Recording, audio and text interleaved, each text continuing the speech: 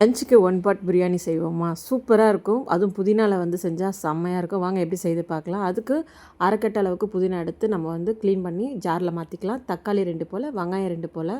இது கூடவே வந்து 1 ஸ்பூன் அளவுக்கு இஞ்சி பூண்டு பேஸ்ட்டு போட்டுக்கலாம். கொஞ்சம் தயிர் ஊற்றி அரைச்சிக்க வேண்டியது தான். இது எதுவுமே வந்து நம்ம அரிஞ்சு வதக்க போதில் எல்லாமே அரைச்சி தான்.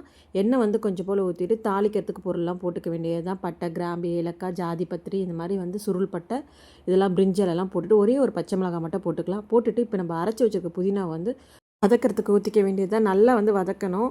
அந்த எண்ணெய்லாம் பிரிகிற அளவுக்கு வதக்கணும். இப்போ வந்து ஒரு மூடி போட்டுடலாம். இல்லைனா வந்து வெளியெல்லாம் தெரித்து ஸ்டவ்வெல்லாம் வந்து ஒரு மாதிரி ஆகிடும். அதனால் மூடி போட்டு இந்த மாதிரி வதக்கி வதக்கி எடுத்திங்கன்னா நல்லா வந்து எண்ணெய் பிரியும்.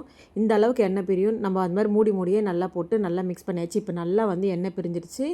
1 ஸ்பூன் அளவுக்கு ரெட் சில்லியும் 1 ஸ்பூன் அளவுக்கு கரம் மசாலா போட்டு வதக்கிக்க வேண்டியது. கொஞ்சம் போல் உப்பு போட்டு வதக்கிக்கலாம். புதினா ரைஸோட வந்து பச்சை பட்டாணி, இந்த மாதிரி மூக்கடலை, சிறுபயிறு, இந்த மாதிரிலாம் எது வேணால் சேர்த்துக்கலாம். நான் வந்து சோயா எடுத்து சேர்த்துக்கிட்டேன். சூப்பராக இருக்கும் டேஸ்ட். அதனால் 1க்கு 1 அளவுக்கு தண்ணி வச்சு எடுத்துக்க வேண்டியது தான். அப்போ தான் வந்து சாதம் வந்து ரொம்ப வந்து குலையாமல் இருக்கும். இப்போ நல்லா மிக்ஸ் பண்ணிவிட்டு மூடி போட்டு மூடிலாம். நல்லா கொதி வந்ததுக்கப்புறமா நம்ம வந்து பாஸ்மதி ரைஸ் தான் எடுத்திருக்கேன்.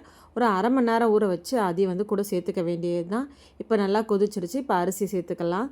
சேர்த்துட்டு கொஞ்ச நேரம் அப்படியே வந்து கொதித்து தண்ணியெல்லாம் நல்லா வடியட்டும். இப்போ வந்து நம்ம மறுபடியும் மிக்ஸ் பண்ணி விட்டுடலாம். இப்போ நெய் வந்து 2 ஸ்பூன் அளவுக்கு நெய் விட்டுக்கலாம். கொஞ்சம் போல் கொத்தமல்லி தழைலாம் போட்டுக்க வேண்டியது தான். இந்த சாப்பாடு செய்கிறதுக்கு சூப்பராகவே இருக்கும். நெய்யெல்லாம் போட்டு நல்லா கொத்தமல்லிலாம் போட்டு நம்ம குக்கர் வந்து விசில் வைக்க போகிறதுல மூடி போட்டுட்டு ஒரு 10 நிமிஷம் சிம்மில் வச்சிங்கன்னா சூப்பராக வந்து உதிரி உதிரியாக நம்மளுக்கு நல்லாவே வந்து இந்த புதினா ரைஸ் கிடைக்கும். இப்போ நல்லா வெயிட்டை எடுத்துகிட்டு நம்ம திறந்து பார்த்திங்கன்னா நல்லா கம்மன்னு சூப்பராக இருக்கும். லஞ்ச் பாக்ஸ்க்கு இந்த மாதிரி கட்டினா குழந்தைங்களும் நல்லா விரும்பி சாப்பிடுவாங்க. ஹெல்த்தியாகவும் இருக்கும். அடுத்த வீடியோவில் சந்திக்கிறேன். டாட்டா பாய்.